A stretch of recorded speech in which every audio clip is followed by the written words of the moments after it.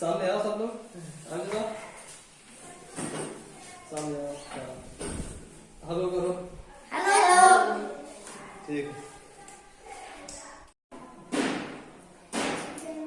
आज लगनी है दक्षता अभ्यास। तो दक्षता अभ्यास अब घातांक के 4 अभ्यास तुमने पढ़ लिए हैं। 2A, 2B, 2C और 2D।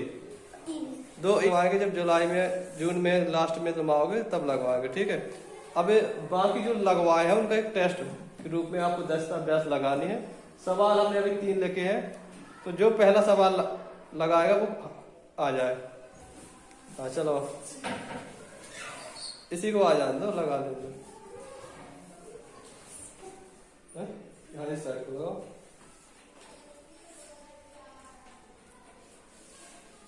-8 पे घात 7 को गुणा रूप में लिखना बहुत आसान सा सवाल है। अगर इसी को न लिख पाए तो इसको पानी में, चुल्ली भर पानी में तो ये डूबेगी नहीं, एक गड्ढा खोद के इसको डाल देना उसी में उल्टा करके।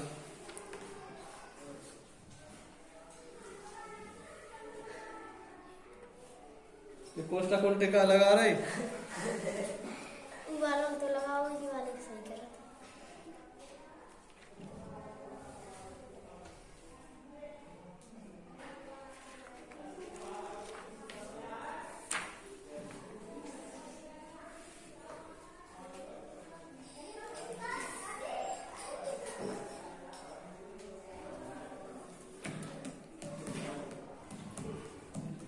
अच्छा बताओ, ये सही कर रही है कि गलत कर रही है? अभी तक सही जा रही है ना, मतलब कर लेगी। अच्छा, कितने लोग हैं जो इस सवाल को कर सकते? लगभग सभी लोग। चलो तो फिर मतलब सवाल आसान सा है। अब दूसरे सवाल को हाथ उठाओ कि कौन कौन आएगा।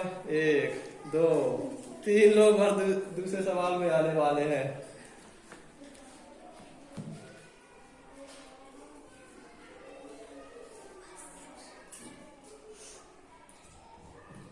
अब बताओ सही है कि गलत है? सही सही। ठीक है, तो आ जाओ। चलो दूसरा सवाल आप रास, दूसरे सवाल को लगाओ, इसको मिटा देते।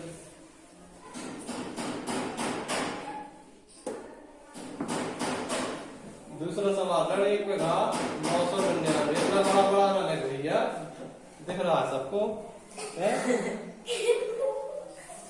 तुमने तो बोर्ड बड़ा देखा। अरे यार, बोर्ड क्या, इसको बड़ा मिल गया है तो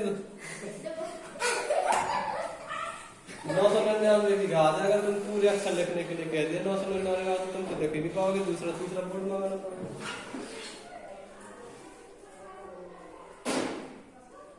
अच्छा, इसको समझाओगे कैसे यार?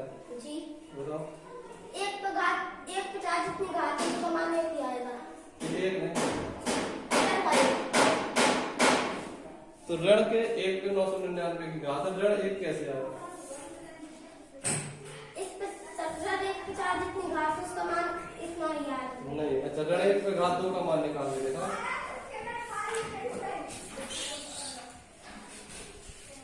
ऋण 1 पे घात 2, इसका मान निकाल देता है। समझो इसको, कितना आएगा इसका मान? 1। हाँ, और तुम तो कह रहे थे कि ऋण 1 आना चाहिए, जिस हिसाब से तुम बता रहे हो। बराबर है? तो देखो, ऋण 1 पे अगर समघात है, ऋण 1 पे अगर समघात है तब तो मान उसका 1 आएगा, क्योंकि 2 के जोड़े बनेंगे ना, तो ऋण से धन हो जाएगा। लेकिन यहाँ पर कैसी घात है? विषम घात है, और जब विषम घात है तो कितना आएगा? ऋण 1। समघात में 1 और विषम घात में ऋण 1। आसान में कुछ नहीं।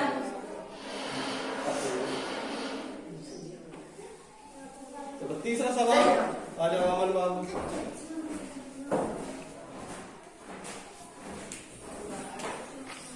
3 पे घात 8 गुणे 3 पे घात 12 का आधार 3 पर घातीय संकेतन लिखिए।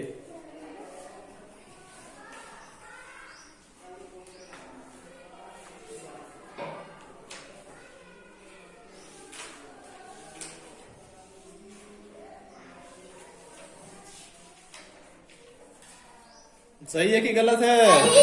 चलो बैठ जाओ।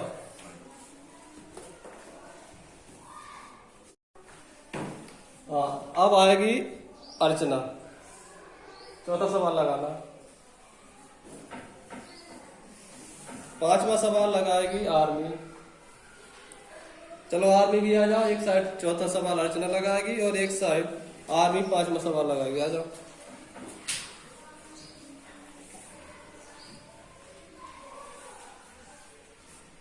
लगाओ नीचे से।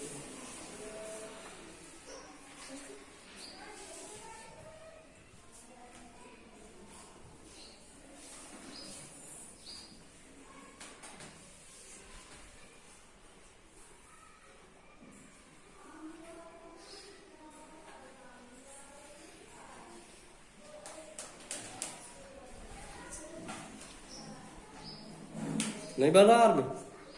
अगर ना बने तो फिर बता देना। सब्जी। नवीन की बारी है अगर नहीं आएगा।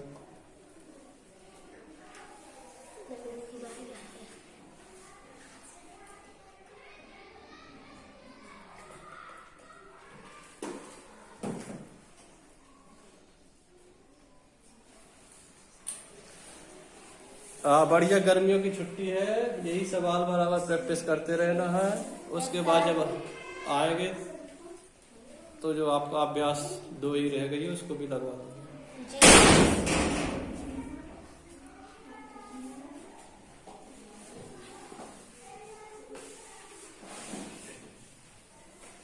बताइए सही है कि गलत है? हाँ, आर्मी बैठ जाओ। नवीन सुधारो।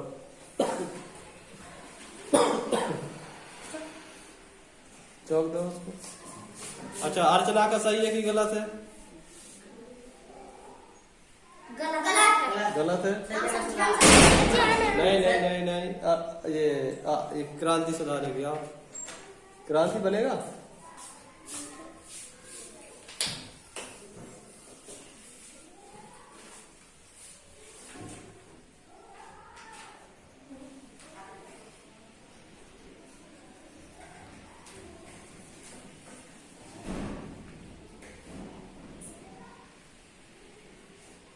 अभी भी तुम्हारे सवाल गलत हो रहे हैं। इसका मतलब है कि तुम ढंग से समझ नहीं रहे हो और घर पे तो बिल्कुल नहीं प्रैक्टिस करते हो और वो सवाल लगाने में गाइड का इस्तेमाल कर रहे हो।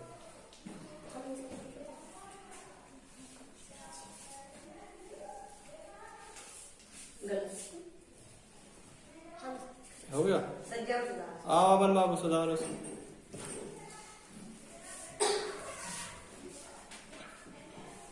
नवीन, हमने कहा था स्कूल नहीं आओगे सब चौपट हो जाएगा, चाहे जितने होशियार बने रहो। इसको थोड़ा और अच्छे से समझो।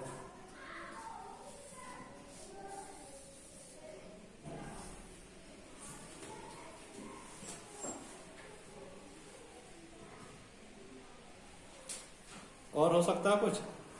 जी। चलो बाबू आओ। क्रांति खड़े नहीं रहना, नहीं बन रहा तो बैठ जाओ। जो आश्रम बैठो तो चले इधर आप फ्रांसिस को सही करो। हाँ बाकी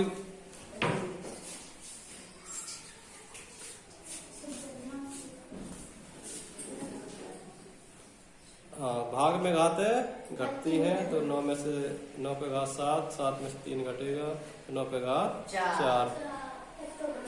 हाँ इतना नहीं गलत हो गया, इतने में हम पूरा गलत कर देते हैं। हाँ इधर देखो, 8 पे घात 5 माइनस 5 था, 5 में से 5 घटेगा 0 आएगा। और हमने बताया था कि किसी भी संख्या के ऊपर अगर 0 की घात होती है तो उसका मान 1 ऐसे लिखना चाहिए था। बताओ ये किसको नहीं बना था, किसको बुलाया था सबसे पहले? आर्मी को। बताओ आर्मी भूल गई। 5 तो एक नियम बताया हमने घातांक में, 5 और नियम भूल गए। दोनों लड़कियां भूल गई। तो इसका क्या मतलब निकाला जाए कि लड़कियां गणित में कमजोर है, ये घर पे पढ़ती नहीं।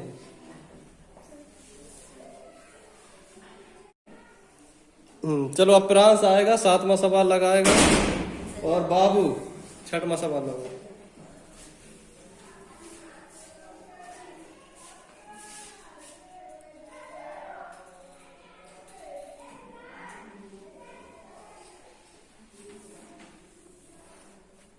बस 2 दिन और पढ़ाई रह गई है, 17 और 18।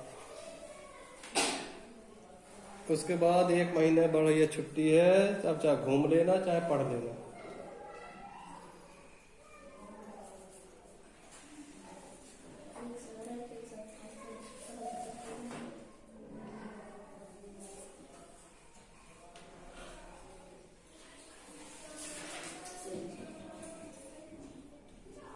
ठीक है। बाबू का सही है कि गलत है? सही। क्यों सही है? हैं? ये 3 गुणा 8 तुमने क्या लिख दिया? 2 पे घात 3 गुणा 8 क्यों नहीं लिखा?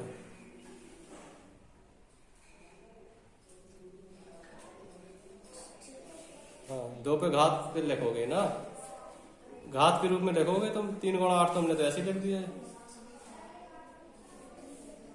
जो 3 गुणा 8 लिखा है ये कैसे लिखी? 2 कहाँ गया? बराबर। हाँ, 2 कहाँ गया? इधर से डस्टर यूज करो। हाँ, ऐसे बराबर तो लगाओ यार।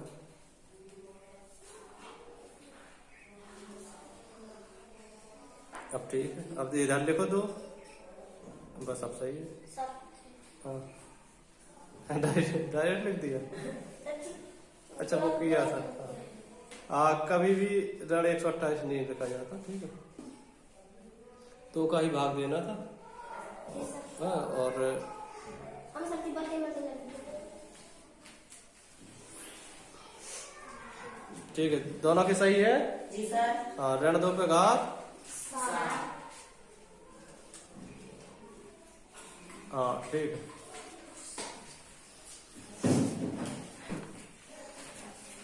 आठवां सवाल है 7/9 पे घात 2 भाग 14/3 पे घात 2 को सरल करके मान ज्ञात करना है। हाँ, तो 7/9 जी पे घात 2 ठीक है, और भाग 14/3 पे घात 2, ठीक है। तो इसका मान निकाले जी।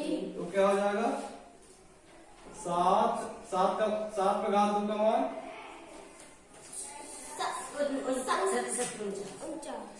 हाँ, 7 49 9 नंबर 81 भाग, जी ठीक है। 14 तो 14 गुणा 14 हो जाएगा जी।